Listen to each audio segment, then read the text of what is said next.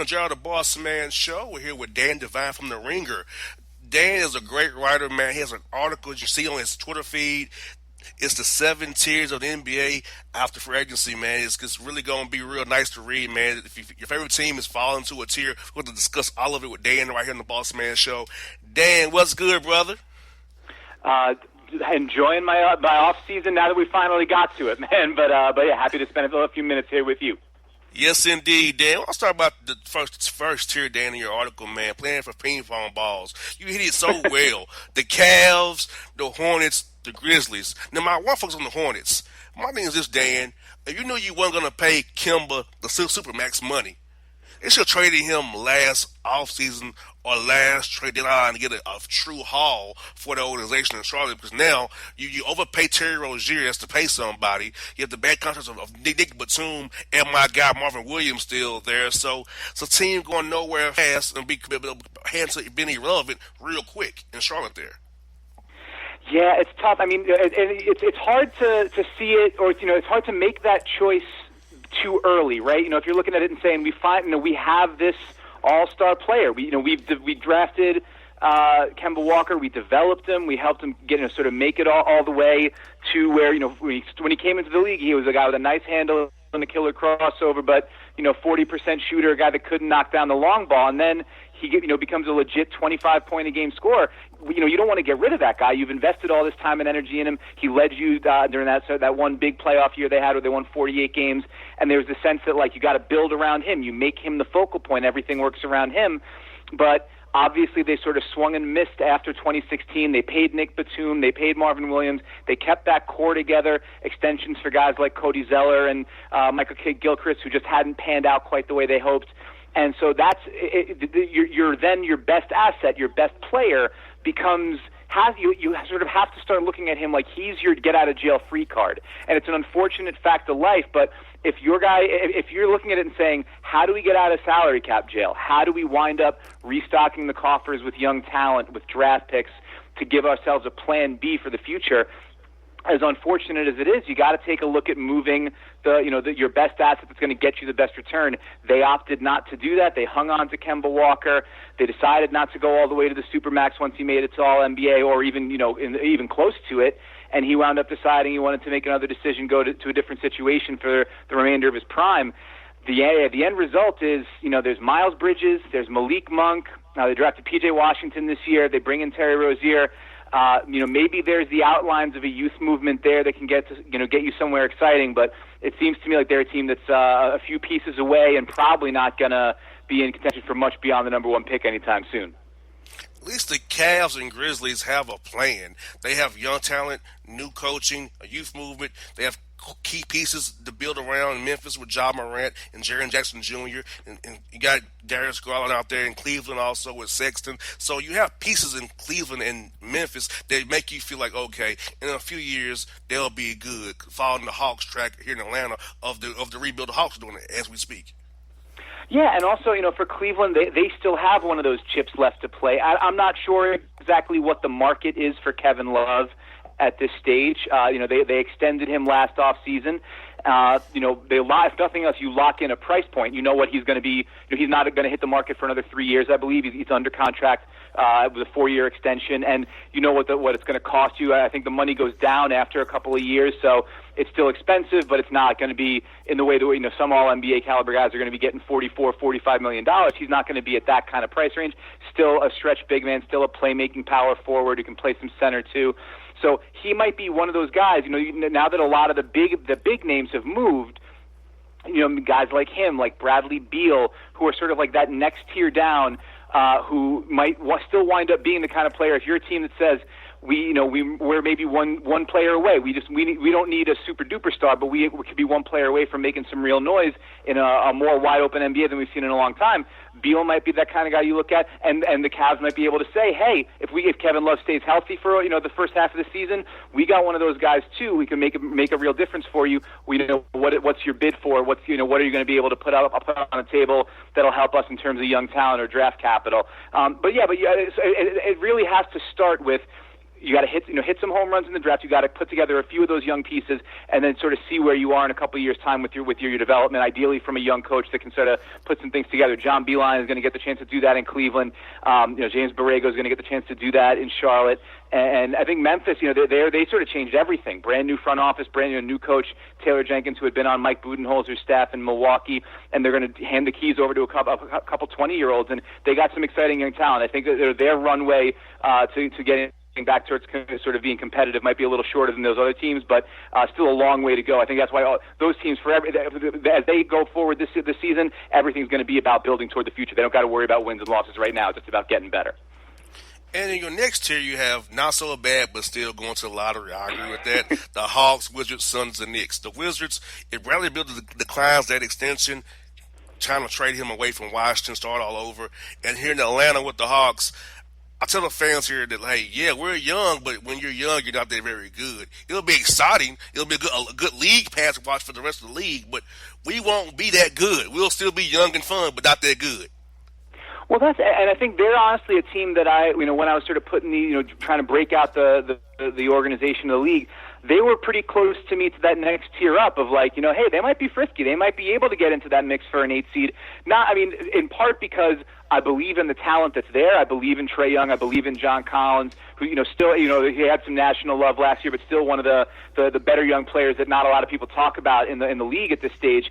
Kevin Huerter showed flashes last year. I think, there's reasons to be excited about what DeAndre Hunter and Cam Reddish can do as they sort of fill in. And then the guys that were sort of like reclamation projects that wound up rebuilding some value. Like DeAndre Bembry is a guy that a lot of people didn't pay a whole lot of attention to, but that's a junkyard dog kind of dude that'll do a little bit of everything for your roster. It's great to, and he can fit into a few different spaces and really help out. And Alex Len, all of a sudden, it's like, oh yeah, that guy was a top, 6 or 7 pick, and then winds up, eating a lot of innings for you at the center spot. So I think there's a lot of guys, or the coaching staff under Lloyd Pierce that's shown it can get a lot out of young guys. It's a lot of young guys who got a lot of reps last season, took a step forward. But progress isn't always a straight line going up in the NBA, and you're relying on so many guys who are 22, 23 years old and younger to develop consistently, to produce consistently night after night. That can be a tough thing to bank on night in and night out. But I think if any of these teams in these sort of in the lower reaches of these tiers is going to be surprised pleasantly and bump up a notch, I would bet on it being the Hawks, because I think that's not just the talent, but the way the talent fits makes a whole lot of sense to me, and I think there's a lot to be excited about in Atlanta. Yes, indeed. I'll tell you in 2 years, we'll be really good. 2021, we'll be really, really good. I guarantee that, for sure. And now, the frisky young teams, you have the Bulls, Pelicans, Kings, T-Wolves, and Mavs. I want to focus on the Pelicans because I feel like the lottery helped that team retool on the fly. A lot of the Clippers did, because you have the number 1 pick, like the Lakers pick bumped up for you too. So also the Hawks traded away a lot to get Hunter. So you got a lot of draft picks in New Orleans. You got to sign quality veterans, and you got to retool on the fly with a good roster. You know, telling about all those guys from the Lakers with Zion, Jackson Hayes, Alexander as well, signing Redick as well. So David Griffin put together a pretty interesting roster in the Western Conference that's young and could make some noise. I completely agree, and I think that it's David Griffin has made a lot of, he's basically had every opportunity since he got that job, since they made the draft pick of Zion Williamson since draft night, talked about it. It's not him. It's not just him. It's not all on him. We got to build an infrastructure. We got to build a culture where it's everybody pointing in the right direction. We're not putting everything on the shoulders of this young man. Maybe learning from the mistakes or from the failings of what happened with Anthony Davis, where it was, we'll put some quote-unquote young veterans around him, but if those guys aren't able to elevate him, then he's got to elevate everybody, and that's an awfully tall task for a young guy, no matter how talented. So instead of it saying, well, we think Zion's transformational, so we'll just kind of we won't really aim for strategic moves around him. It's, all right, well, we're going to go get Derek Favors. So you got like a big brute, like a dog that can play center and is going to, lock down the paint, can, get you a bucket with his back to the basket, pick and roll big man, going to cover up things on the defensive end. So, Zion, you don't worry about that so much. You come in, you fly in for blocks and steals, get out in transition, but the paint's controlled. Drew Holiday is going to be the captain up at the top of the floor on both ends of the floor. going to get you fed, going to make sure that you're in position to make plays on both ends. Don't worry about it. You need some space to operate, drive and face up to the basket. Get J.J. Redick. Bring him in here. He's going to be flying off screens. Defense can't leave him alone. He's going to open things up with the shooting. And you're going to have some young guys to go along with you, with Jackson Hayes, with Alexander Walker. And we'll see how all the pieces from the Lakers show up. I mean, I'm a believer in Brandon Ingram's talent. I'm not so sure about the fit. He seems like a guy that works best with the ball in his hands. Lonzo seems like he can do an awful lot to make a team better. It's really just, but the shot, the consistency on that, and the consistency of being able to be on the floor, of staying healthy, we haven't seen that a whole lot through his first couple of seasons. So, it remains to be seen what those guys are going to look like in a new context. But I think the overall talent level, the increase in what they were able to do, just increasing the talent level and the fit around Zion, I think there's some pretty exciting things there. It wouldn't surprise me if that was pretty much right away because they built with some veterans too, some guys who know how to win in this league. It wouldn't surprise me if they were sniffing around a playoff spot too. But a lot of that's going to depend on how well those young guys come along, how quickly, and how much they can stay on the floor. And you also have on the fringes the Orlando Magic, who I think just overpaid to keep everybody intact because I just don't think they're going to be getting much better. The Pistons, the Spurs, the Thunder, that has a team that's. It's kind of, if we keep Chris Paul, kind of be okay, but we know they're not going to really win anything. But Indiana's team, I really want to focus on there, Dan, because of this. Depends on how Victor comes back from that injury. That's like getting a mid-season acquisition of a star. If you bring him back to that mix, like if he's who we think he can be, I mean, that could make that team go to another level right there in Indiana and coach. Because Nate McMillan's going to coach them very, very well. He's going to play hard and defend well. So if you get Victor back, it's half what he was or close to what he can be. It can help them go up to the standards in the East there.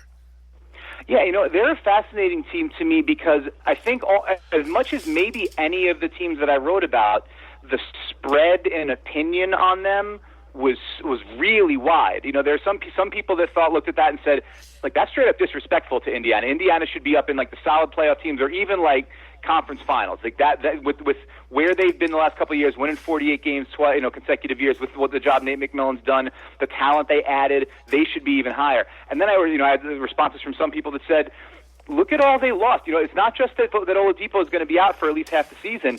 You're also Bojan Bogdanovic, the guy that was their number one scorer when he went out. He's gone now. They're sort of turning the reins over to Malcolm Brogdon, but we'll see if he's ready to be a lead creator. He never had to do that in Milwaukee. You bring in sort of all these new pieces. T.J. Warren comes in.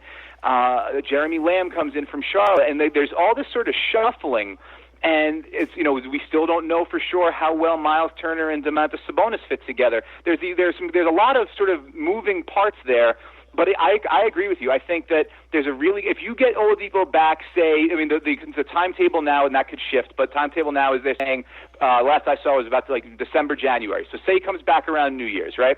You get some, a little bit of time to sort of get the rust off through the All-Star break. Then you start developing rhythm as you get it, into to March and April. By the time the playoffs come around, you could have just added an All-NBA caliber two-way star, and I think that could be the kind of infusion in an Eastern Conference. It's a little bit shaky beyond the first couple teams. That could carry you a long way. So if a fully healthy version of that team with Brogdon alongside Oladipo in the backcourt, with Lamb on the wing, with Warren in there to get buckets, I think there's a really intriguing team in there. How often they can get to it with everybody in rhythm and healthy, I think that's going to be a really big question in the East this season.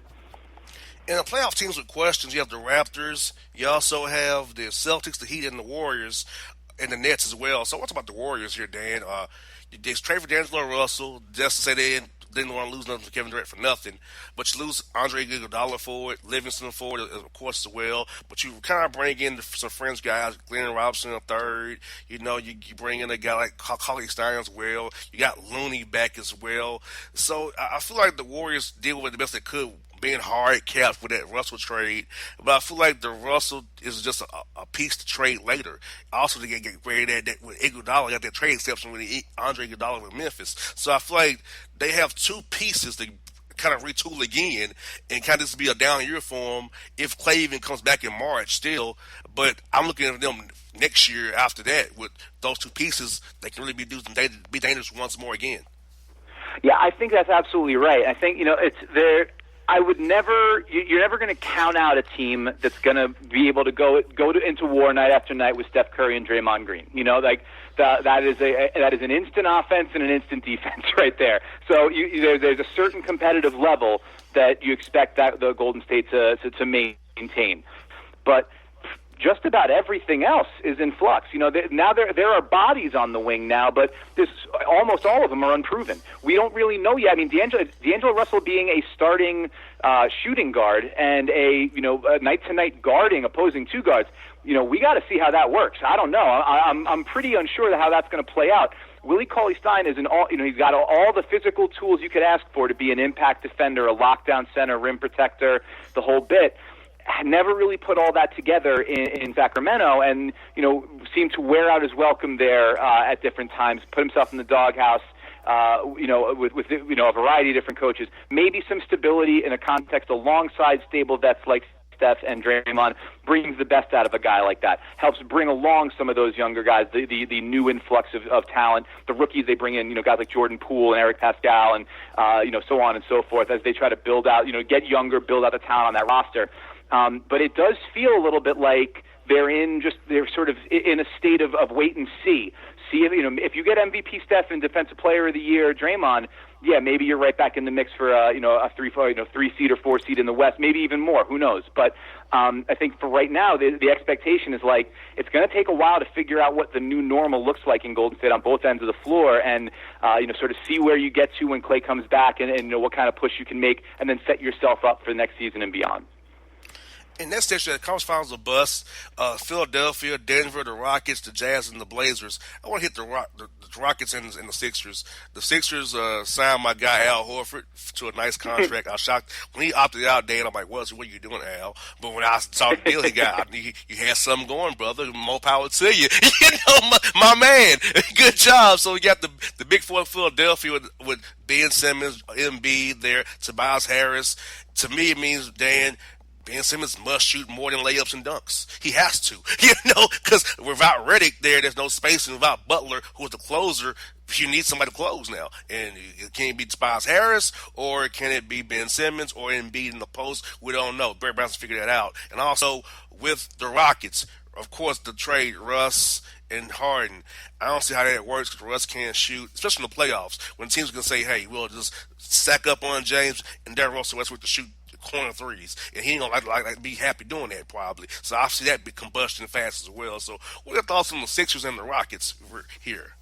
Yeah, the Sixers, I think you hit the nail on the head. The question for them is going to be on offense, how they make the pieces fit, and who has the keys at the end of the game. Because that's what we, for all the drama and the storms that came last year after Jimmy Butler showed up, when the money was on the table in the playoffs, who had the ball in his hands? It was Jimmy Butler creating at the end of games, running high pick and roll with Joel Embiid, trying to make something happen, or trying to work out in isolation and beat somebody to get to a good shot.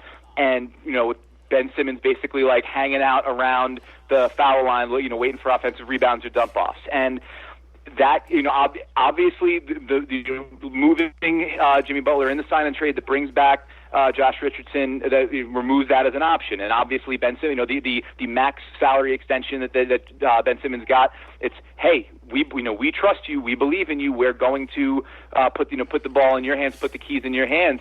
So now it's a matter of, you got to show you can do something more with it. And maybe it's not just that you can take those jumpers. Maybe it is that no matter what a defense does, you're going to get to your preferred spot and get to where you need to go, make things happen for others. Maybe the answer is the ball winds up in Horford's hands more often at the end of games as a creator, because he's somebody that can pick passes out, that can stretch the floor. Maybe it's just, no matter what happens, you're going to flood the basically 1-4 and get away from Embiid. Let him isolate on one side of the floor and throw everybody else on the other side. Make him make defenses try to double him and let him be a passer. Maybe he takes a step forward as a creator, and that opens things up. But I expect them to be, if not the best defensive team in the league, then one of them. And then it's just all going to be about what Simmons and Embiid and Horford can kind of do to coalesce offensively and make things work there. Horford has been a great player that the level of his greatness has often gone overlooked, and he's been a big contributor to the successes of several franchises and multiple coaches. I think he's going to make life a lot easier for Brett Brown as long as he's on the floor, as he's able to stay healthy. I think they're a weird looking team, man, but I'm excited to watch them play. And then, I'm sorry, forgive me, the other one that you asked, Rockets, Houston. Yeah. I don't know, man. I mean, I wrote about that the night, sort of the night that the news broke, because it was like, this is Russell Westbrook's I shouldn't say last shot. That's not the right way to say it. But this is his opportunity to show that all those knocks that you were talking about, like he can't shoot. He's not going to be able to create in the playoffs when the other team loads up on Harden. He's not going to be able to be a second fiddle. He's not going to be comfortable with that. He's been a guy who has run off to an MVP caliber player because of the way he demands everything, and everything has to run through him. This is the opportunity to rewrite that story and to correct that narrative. And I'm interested. I'll say this. I'm interested in what Russell Westbrook looks like attacking against defenses that can't just pack the paint on him because nobody else on his team can shoot. Like, when he would go out there, if he was playing with Paul George could shoot. Nobody else on the Thunder could shoot. When he was playing with Kevin Durant, for the most part, Kevin Durant could shoot. Nobody else could shoot.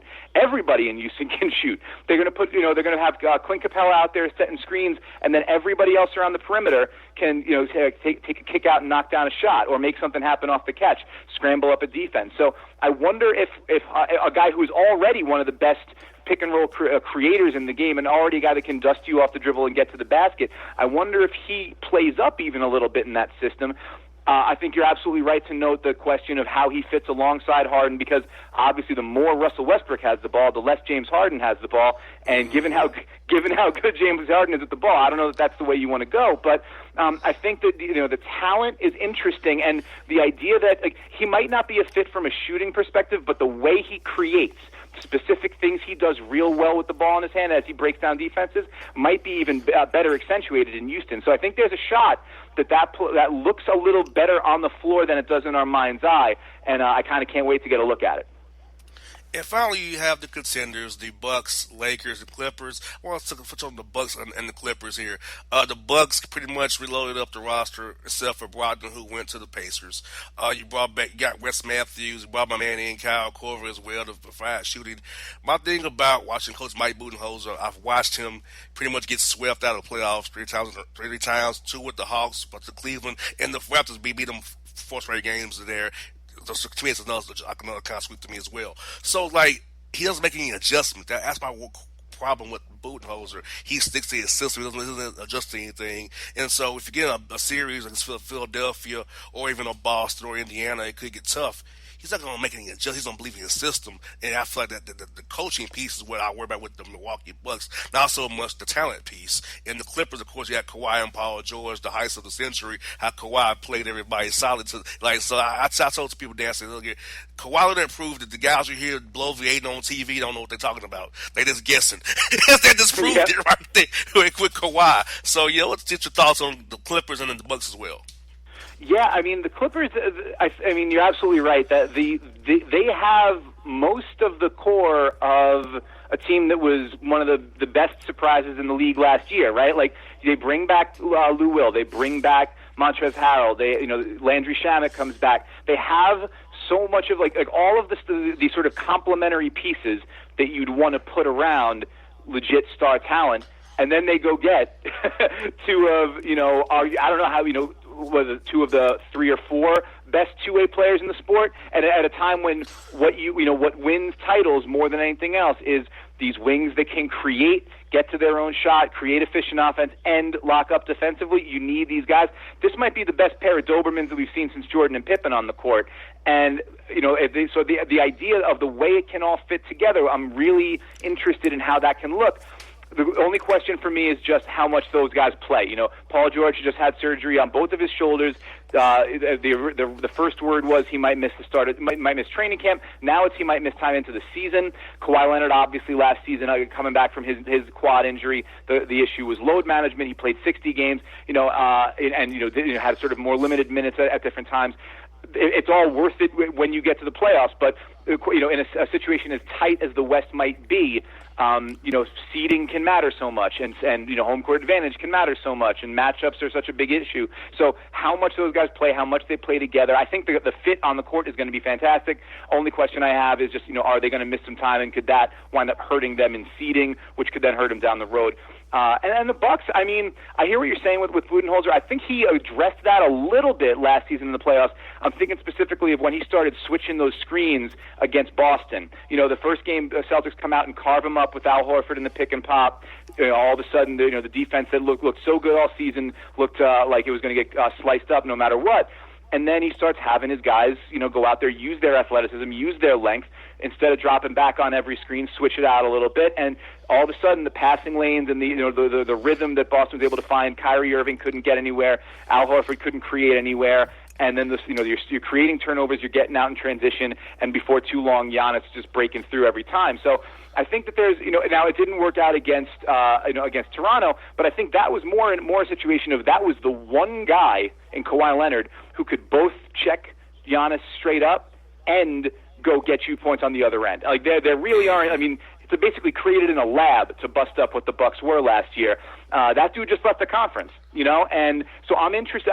I want to see how they match up without Brogdon, because Brogdon sort of checked a lot of boxes for them, and he's not, that you don't lose a title because you lose a guy like that, but a guy like that helps you win a title, and all it would have cost them was going into the luxury tax. Easy to say because it's not my money, but when you're as close as they are, losing a guy like that could wind up hurting if you don't wind up figuring out how to check the rest of those boxes with what you got left over. So I think that they right now look like the class of the East. I think Philly's right, not too far behind, but I'm really interested in how Philly's offense winds up coming together.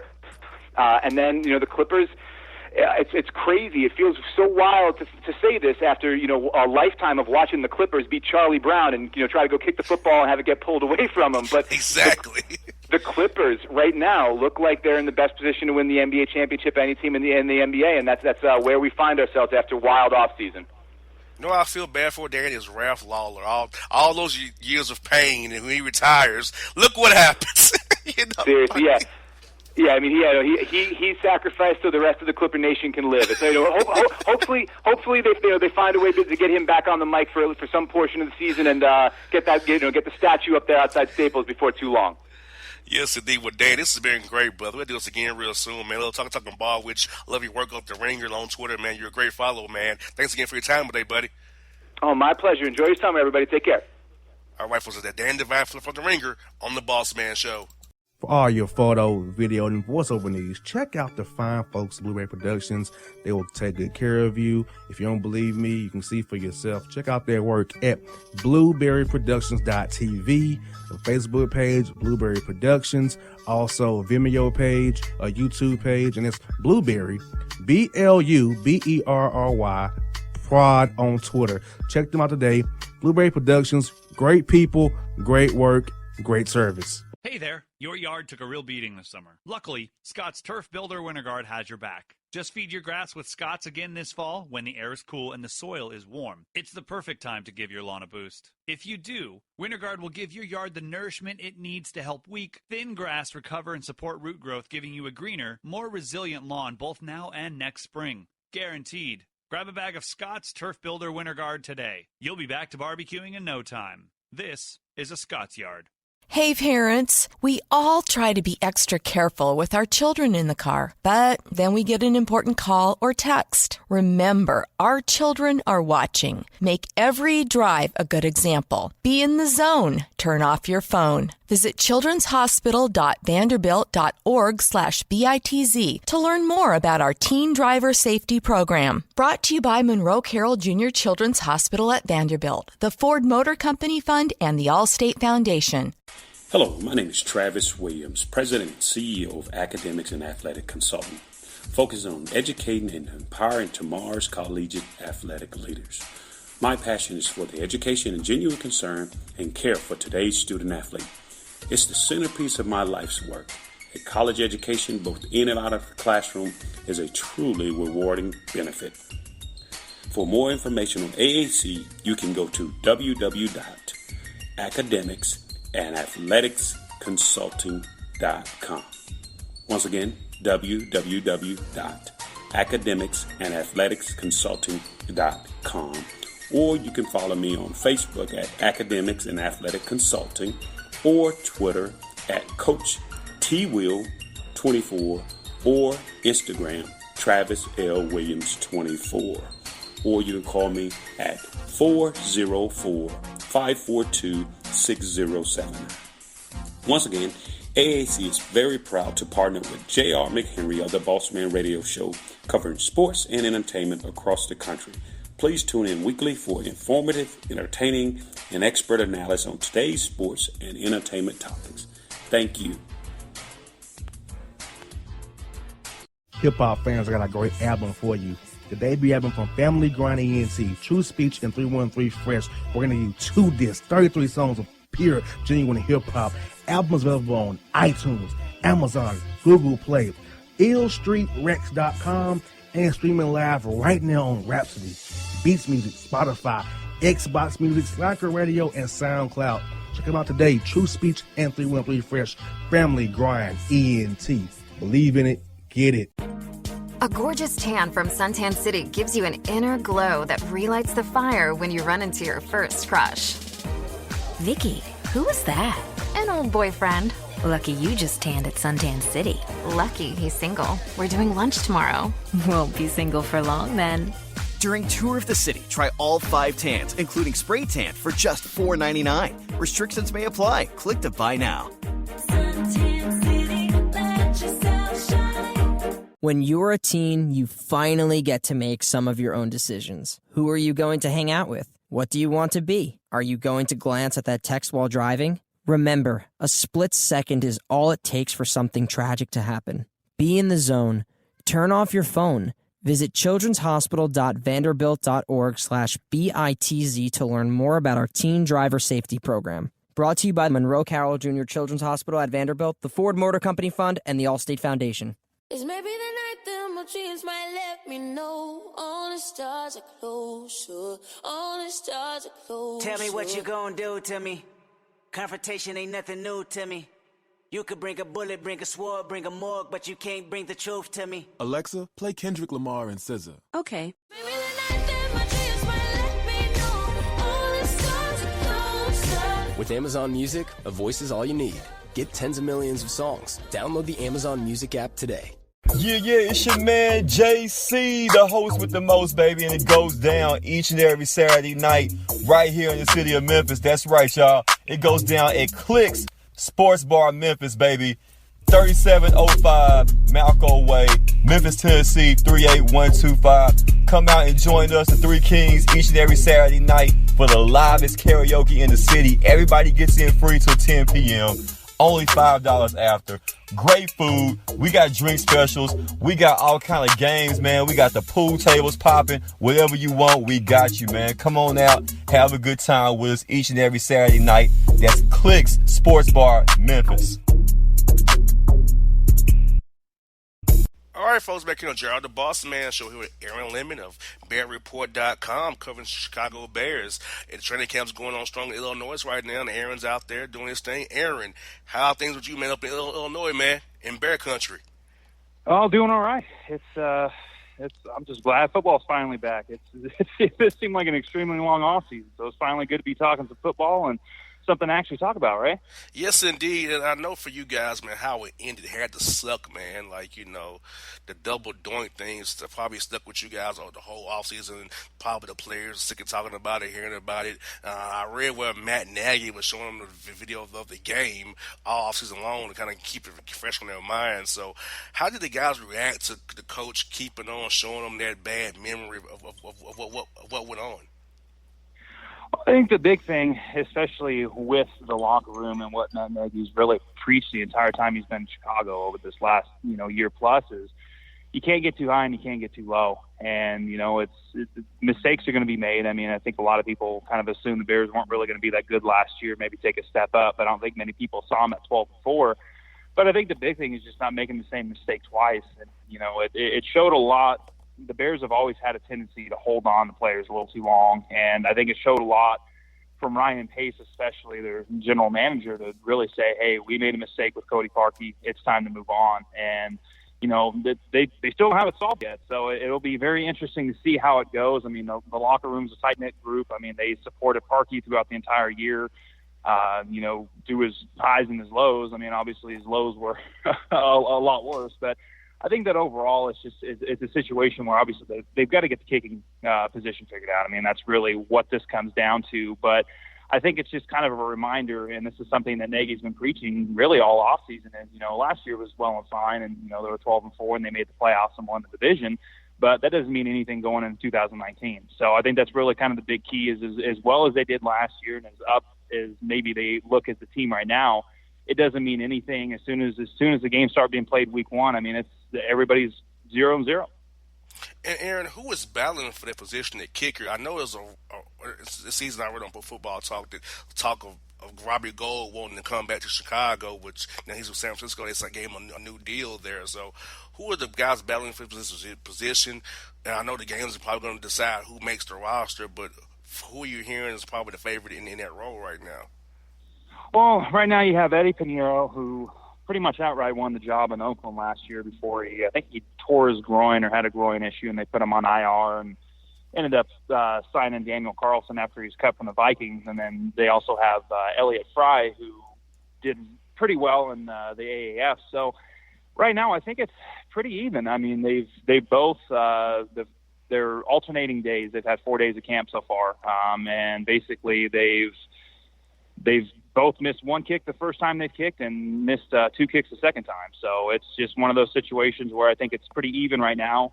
Pinheiro definitely has more leg talent, but I think that Fry's a little bit better technically. So it's going to be very interesting to see how it all plays out. I'm honestly not overly sold that the Bears actually have their week one kicker on the roster right now. I think you can kind of look around the league a little bit and see maybe how some of these other kicking battles are going. I mean, there's some rumors that Mason Crosby may be on his way out. There's kicking competition in Tampa Bay right now with a rookie and Cairo Santos. I mean, that's the same thing with Cleveland. They have a veteran and a rookie in there as well. So there's multiple options that they're going to have. Plus, a guy like Matt Bryant's still on the free agent market as well. Yeah, and the Falcons will regret not re-signing him for sure. I guarantee that. Yeah. I'm trusting Giorgio Trevecchio to kick balls for me. Not a chance. Money Matt Bryant is who I would trust, but that's just me.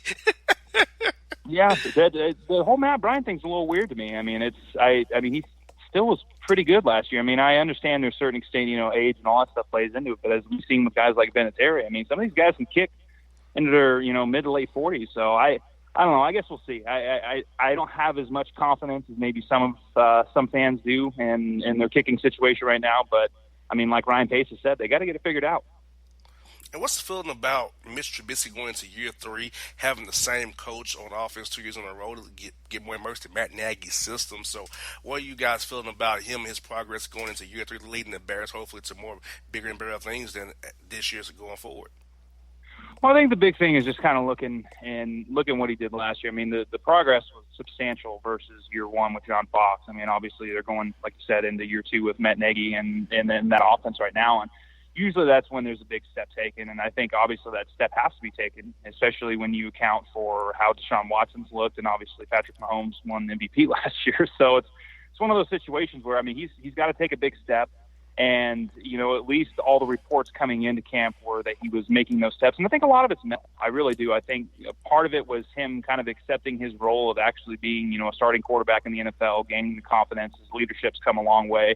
And I think the other big aspect is really it comes down to mechanics with him. And it's something that has plagued him the entire time he's been in the NFL these last 2 years, where his lower body mechanics, his footwork and his hips especially, are so inconsistent on a snap-to-snap basis, and that's something he's really got to get figured out, and especially with the deep balls. I mean, he's very inconsistent when you're talking, 30, 40, 50 yards downfield.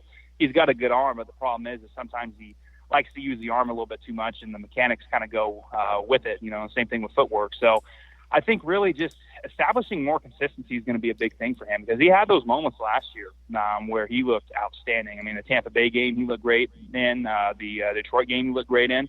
And then there was other games where he looked absolutely awful. I mean, really the first 3 weeks of the season, it was kind of one of those like, all right, is this the guy or is this not the guy? So again, I think, mentally and obviously the mechanics of it all, but I really think it comes down to consistency and just kind of stringing good performances together. I mean, obviously you're going to have those down games every once in a while, but I think the highs need to be a little bit more consistent than some of the lows he had last year. In the running back depth, drafting David Montgomery, you got Tariq Cohen still there, you got Bell there as well. So the running back depth is very good. I know Matt Nagy likes to use running backs in his system to do jet sweeps and misdirections, those kind of things, and be receivers. So having that running back depth to me is going to really help Mr. Trubisky as well, in my opinion. I think it will too, and I think the big thing with the running backs will be actually, having a good fit in there. And Jordan Howard is a good running back for what he is, and that's, I think that was kind of the thing that a lot of Bears fans maybe were a little confused about with the return when they traded him to the Eagles, is he's a good running back, but in terms of fit, especially in Matt Nagy's offense, I mean, Jordan Howard is more of an outside zone runner. They're doing a lot of inside zone stuff, and they wanted them to catch the ball, and he's just not that kind of running back. And I think what they have now with Mike Davis, what they have with David Montgomery, what they have with Tariq Cohen, I mean, they have versatile guys that can catch the ball, that can block, that can run inside zone, which is going to be very important in this offense. Yes, indeed. The inside zone and outside zone game runners are very key in the NFL these days. And what's key is also you lost Vic Fangio to Denver as he became the head coach. So what's his loss been to that defense in the offseason? How do you see them adjusting defensively with Vic being gone and the system that they're going to run this year? Well, I think in a lot of ways, I think the defense is going to be pretty similar. I mean, obviously they're running a 3-4 base, which really in today's NFL doesn't really mean much because base package is really nickel. But I mean, they have a vast amount of talent. I mean, if anybody's been watching the NFL Top 100, or kept track of the All-Pros, I mean, the Bears have 4 All-Pros on the defensive side of the ball right now, including Mac that won it a few years ago. I think it's one of those situations when you look at it. Vic Fangio is an excellent defensive coordinator, but the one thing that always kind of bothered me with him, and it bothered quite a few people, was how consistent, and I don't even know really the word for it. It seemed like he kind of let off the gas a little bit, especially late in games, and sometimes maybe things would get a little closer than they should, gave up a little bit more points than they should. And I think the big thing that we're going to see this year with Chuck Pagano, I'm not saying he's a better defensive coordinator, but I think in terms of style, I think it actually could benefit the Bears a little bit in terms of the fact that he's going to be more aggressive. And it was just certain things with Fangio, like dropping Khalil Mack and Leonard Floyd back in coverage and just doing different things. And sometimes some of his decisions and some of the really just his game plans didn't make a ton of sense. I mean, obviously they put up good numbers, and I think a lot of that has to do with him obviously being a good defensive coordinator, but the talent as well. I think overall, when you look at the defense going into this year, I mean, they're returning all but basically 2 starters. I would say that HaHa Clinton-Dix is definitely a step down from Adrian Amos, and the same thing from Buster Screen to Bryce Callahan. But I think when you look at the overall depth, I think the depth's a little bit better. And I think really the big key to keep in mind is I think the Bears are still going to have a really good defense, but it's going to be very hard to replicate, especially the amount of turnovers and the amount of touchdowns that came from that defense last year. I mean, from a year-to-year standpoint, regardless of if you're the 85 Bears defense or you're the 2018 going into 2019 Bears defense with a defensive coordinator change, I think it's going to be very hard to replicate stuff like that. So I think that numbers may dip and you may see them go from, one of the top 1 or 2 defenses, maybe top 5. But that's kind of going back to the question earlier about Trubisky and his development moving forward. I mean, the offense has got to pick up more of the slack, especially if they're going to be a true Super Bowl contender. I mean, that's a big key. You can't have those games where the defense is shutting down the Rams and giving up 6 points and the offense can't do anything with it. I mean, it needs to be a much more balanced effort this time around. And I think it will to a certain extent, but it's just more about balancing maybe, a possible regression with the defense with, the uprising of the offense maybe in the top 10, top 15 this year. And what are some key position battles on offense we need to look out for, Aaron? Well, I think, that's kind of the funny thing is looking, and it's something that nobody's really used to, but there's not a lot of, especially when you're looking at starters, I mean, there's no real battles going on. I mean, everything's pretty well laid out right now. I think when you're looking at battles going into, training camp and the preseason, I think you're looking more at depth. I think one of them is definitely tight end, the back end of the tight end depth chart. I think between Bradley Soul, who just transitioned from offensive tackle, he was their swing tackle last year, into a tight end role, lost like 40 pounds.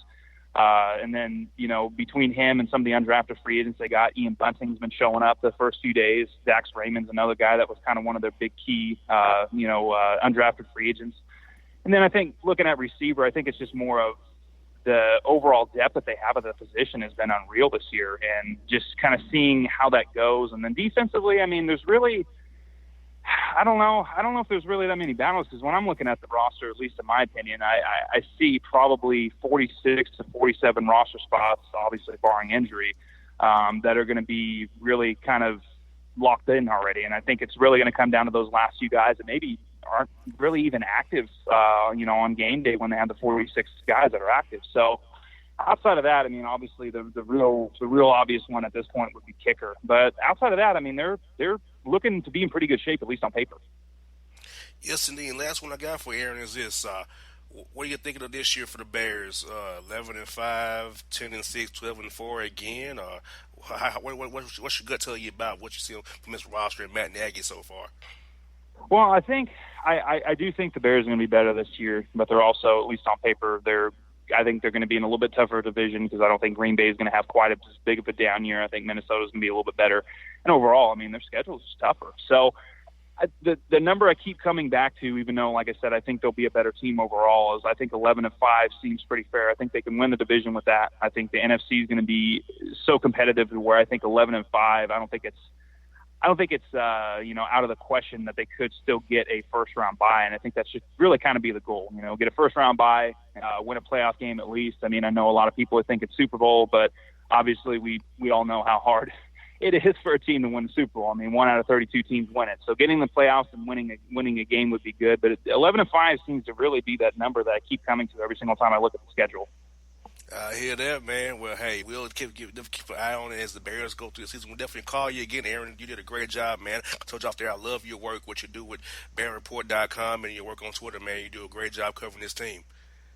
Well, thank you very much. I really appreciate you having me on. I'll look forward to talking to you again sometime during the season. Yes, indeed, folks. It's Aaron Lemon here on the Bossman Show from BearReport.com. All right, folks, back on the Bossman Show. Bad Takes. We're back with my homegirl, Jay Monique. Jay, what's good in the hood? Hey. Yes, indeed. She's back with us. Jay has 2 bad takes for you. I got 2 bad takes for you. Next segment we're going to talk about. So, Jay, what are the 2 bad takes you got for us this first go-around of bad takes? The first one is a driver tries to avoid a ticket by using a red sports drink as a taillight. This happened in Longmont, Colorado. Wow. Yes, Colorado police say a driver tried to replace a broken taillight with a red sports drink. The Longmont police stopped the driver Monday, who placed a red-colored bottle drink where his car's rear light should have been. Authorities say the driver was on his way to get the taillight fixed when the officers stopped him in Longmont, 38 miles north of Denver. The officers didn't ticket the driver, who was seen repairing his car later that day. Wow. So my man tried to use a Gatorade to the taillight, right? Yep. A Gatorade, my dude, really? Like, come on, man. How's that gonna make up for your taillight? That's nobody know that you're braking, that you're trying to back up or reverse, or you're trying to stop. I mean, really? Your best bet was to go without the light, then go with that. Exactly. But you tried to fool law enforcement with a red Gatorade drink? Oh, man. This is the limit. That is like no sense at all. Like, yeah, I'll get away with this. Let me just tape this red sports drink to the rear of my car. They'll think it's a tail light. If it's busted, then they're gonna mess with you. If your light's out or busted, or like it's not there, I mean, you have more liability to get over. But if you manufacture a light, like using, hey, let me use like a fake Bell or one of them fake reflector lights or something, or let me use an All Sport or Powerade or something, you're screwing yourself. You're asking for trouble. You're bringing attention to yourself. Yeah, because I don't see how you can mix a red Gatorade bottle. Like, dog, really? Like, I know I'm going to see that. If I'm driving on the road and I'm right in the back of a driver who has a red Gatorade bottle taped to the back of their car, I'm going to see what it is. I just don't know how that came about. That idea was like flawed from the jump. Like, really? Just roll the dice about the bottle. You probably would have went unnoticed. Yeah, and I don't get it. He was going to repair his taillight anyway, so why go through all of that? Like, come on, dude. Like, now, was he Caucasian? It does not say. Well, he probably was high, though. He's in Colorado. Marijuana's legal there. It sure is. He could have been high. That's a possibility. Because how else would you go with that take if you're not high? That's what I'm going to assume, too, that he was high. But a bad take gets an even worse take. Like, okay, the take is bad. Your chill out. So, yeah, that's a bad thing to happen to you. So that can be a bad take. But you compound the take by trying to make how to dupe law enforcement by a Gatorade bottle. Like, was it a 20-ounce bottle, a 12-ounce bottle, 32-ounce bottle? Was it the big pint bottle? Which one was it? Which one did you go with, sir? Like, none of them were good ideas. None. Nope. So, that being said, sir, you should take yourself and jump in the nearest river in Colorado and free yourself from your stupidity and your bad takery, you jabroni. I'm done. I like that bad takery. Bad takery. Yeah, you got a lot of bad takery over there. Very. More to come. Trust and believe. In more ways than one. So what is this? What else you got, Jay, of bad takery? Because we got one that set the tone of a bad take. It's going to get something even worse, I know. Oh, yes. Anti-vegan protesters who ate raw squirrels outside a food stall fined. The Crown Prosecution Service says the pair refused to stop after being confronted by the parent of an upset child. This happened out of London, by the way.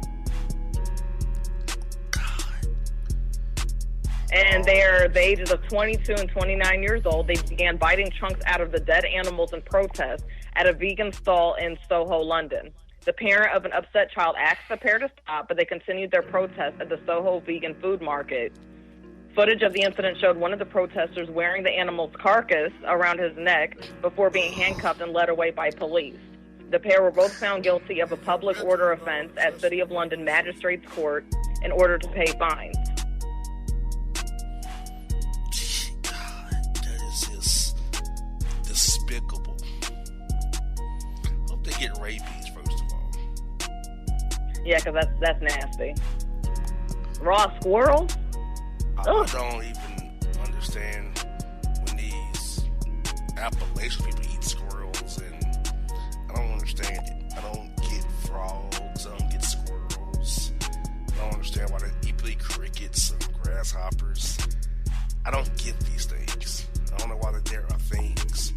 People eat worms as well. I don't understand. Yeah, I don't get it either. They try to say it's healthy. I'm not buying it.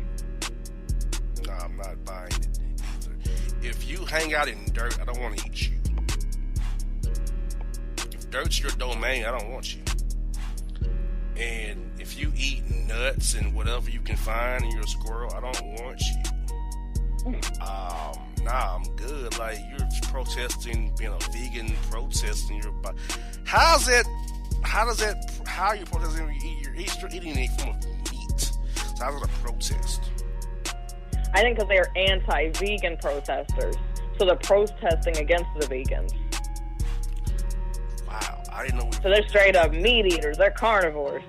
So I know that we've delved into the point that we've, quote, anti-vegan protest. Yeah, I've never heard of that either. I guess it's a London thing. Yeah, like, first of all, if you want to have anti-vegan, just how about you fire up a grill? How about that? How about you fire up a burger or something? I'm not into pork, but how about a pork chop on a grill, or, a sausage, or bacon, like there are ways to prove it without eating raw, rabies, contaminated animals potentially. Yeah, I agree with you. You don't know what that animal has. You know? Hell, how about this? How about pull up a rover, bring a dog, and have a dog eat the damn raw meat? They like that kind of crap. There you go. But why should they do it? You know what I mean? Like humans eating raw. Okay, humans eating raw anything shouldn't happen. That's why I don't eat sushi. It's raw fish. I don't trust it. I don't trust it. Like, people make fun of me because I say I want my steaks well done. I don't want to catch E. coli or salmonella or whatever the hell it's called. I don't want that. I want my meat I don't want done. blood running out of it. Like, I'm not an animal. I don't eat raw meat. And you shouldn't. So, I don't understand these quote-unquote protesters. I mean, that take is terrible. There are ways to eat meat and show you're a meat eater without eating a raw animal. Now, was it roadkill or was it animals they killed themselves? Because squirrels are hard to catch, I think. Yeah, they usually are. I mean, they run at the very sight of you. So,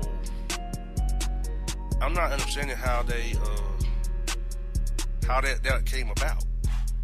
Unless they actually, like, intentionally trapped the squirrel or intentionally hunted the squirrel for the purpose of doing this stupid act. Potentially. I don't get it. I mean, this is very much some bad takery of the highest order. Yep, bad takery. I'm like for real, like, I don't get the protest though. I'm not gonna protest no vegan. Do your thing. Yeah, neither am I. I feel like everybody has their likes and dislikes. Okay, so vegans don't like meat. Okay, let them live their lives. Just like I don't judge anybody who eats meat or eats pork and stuff like that. Whatever people want to eat, that's just them. I know that there are certain foods I prefer not to eat.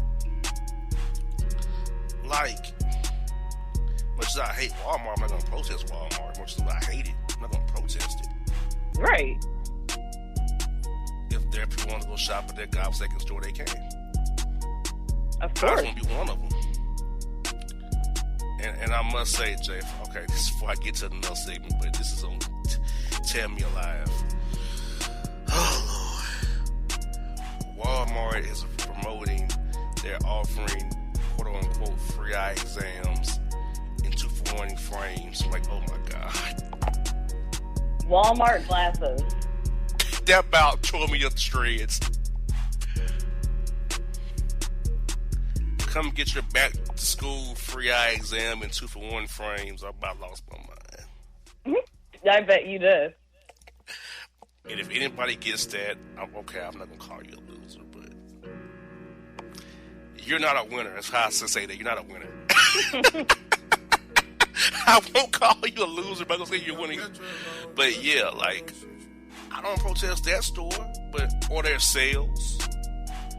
Now, my protest is I'm going to leave these out of the lot. That's my protest. I'm going to drive out the lot. Because you know, Jay, if I go somewhere I don't like what I see, I'm leaving. Oh, yeah. I know that about you. The minute you don't like something, you're leaving. You don't care if you even already ordered your food. You're out of there. Yeah, I'm done. I'm finished. Like, peace. So, sorry, I'm not going to say you're a loser, but you're a winner. But these two guys right here, Jay, they need to jump in the English channel and end it for themselves, because they're losers of the highest order. Their bad takery is one of a kind, and their take was worse than the first take. So yes, it begat a worse take for sure. We started off with my man with the Gatorade. It begat a worse take in the Londoners who are eating raw squirrel carcass like the clowns they are, with their whack accents over there in London. So yeah, losers. Thank you for those two great stories. We'll come back with another bad take segment that's sure to top what we just heard for sure. when I get you to the main event of the Bad Take segment. After the break, Bossman Show here. Check us out, BossmanShow.com. It is the Bad Takes that got worse. As we say, they were Bad Take at its highest order and the worst ways coming up for you next after the break.